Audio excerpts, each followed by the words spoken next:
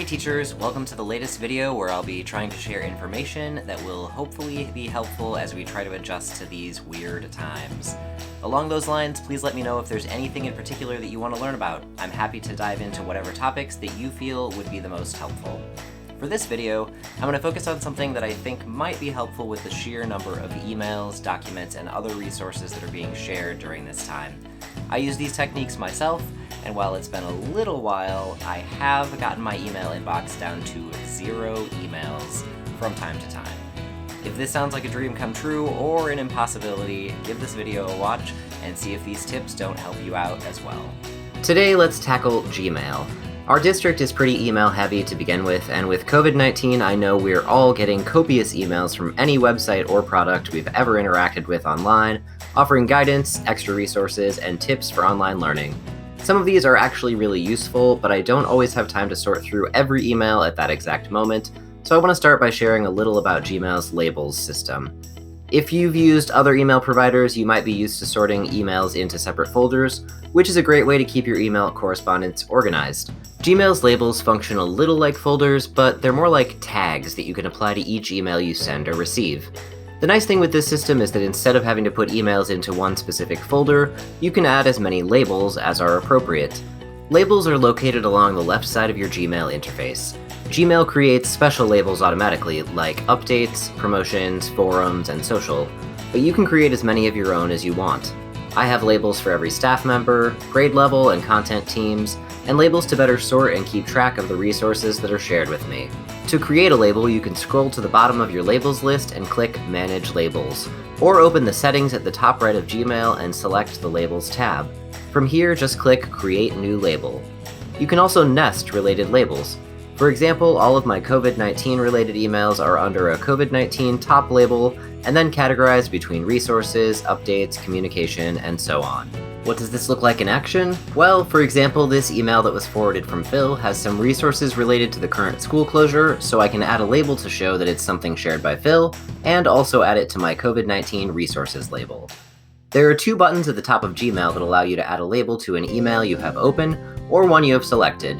On the left, we have Move To, which will add a single label to and archive an email or emails. This is a quick and easy way to virtually file an email away. The other is simply the Labels button, which will allow you to apply multiple labels to any emails you have open or selected, but will not automatically archive the message. This is how I've been dealing with all of the information and emails I've been getting during this time, separating it between labels.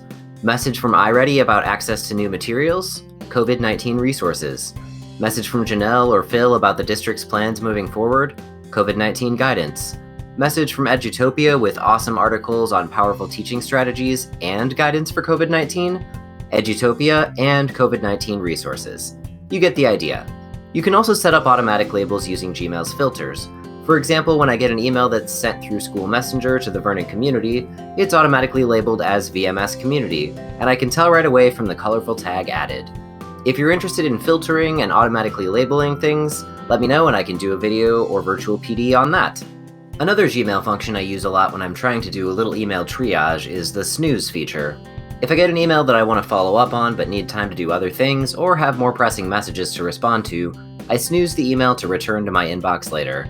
This works great for an email you want to get back to later, and it also comes in handy if you know you'll need an email on a specific day, materials for a PD you're attending, for example. Just snooze until the morning of that day and your PD materials will pop back into your inbox just in time. You can adjust the preset start of day and later today times, though oddly you'll need to adjust these in your Google Keep settings. And you can always select a specific time and date if that works better for you. Finally, a Gmail superpower and the secret to spending way less time in your inbox, keyboard shortcuts. These are not enabled by default, presumably to avoid any accidental keyboard mishaps, but you can turn them on in your settings. The ones I use the most are C for Compose. This opens a new email and pops your cursor right into the To field so that you can add recipient and start typing your email right away. Tab. This isn't a Gmail shortcut, but you can use Tab to move your cursor between elements on any web page, particularly useful to switch between text fields. Hit Tab after adding your email recipient and it'll move your cursor to the subject line. Hit Tab again and your cursor pops to where you can type your email. You can also use Shift Tab to go back to a previous field. Y, and pound. If you've got a lot of emails and you want to either delete or archive them, just select them and hit the appropriate keyboard shortcut. Y archives emails so you can find them later through search, and pound deletes them, never to be seen again, after 30 days unless you empty your trash first. These shortcuts also work while you've got an email open, so if you read it and you want to quickly archive or trash it, you can hit the appropriate key and voila, it's gone. R and A. These are super handy shortcuts that allow you to quickly reply or reply all to an email. Hitting R will reply to the sender only, and hitting A will reply all. Shift U. I try to use this one sparingly as I do really like to get my email down to as few messages as possible, so I prefer to snooze messages that I want to deal with later. But if you open an email and you want to make sure you come back to it later, you might want to mark it as unread. Shift U will accomplish this and pop you back to your inbox. B. Instead of marking as unread, I'd refer you back to my description of the snooze function. Hitting B while you are in a message or have one selected will bring up the snoozing options. There are tons of other keyboard shortcuts listed in the link I've included below, so take a look if this sounds like something you might use. I think that's about it for this quick collection of tips. Hopefully some of these will help you feel a little less buried under email. If you start to use any of these, I'd love to hear about your experience. And if you have any other Gmail tips, troubles, or questions, let me know. Until next time, teachers, take care.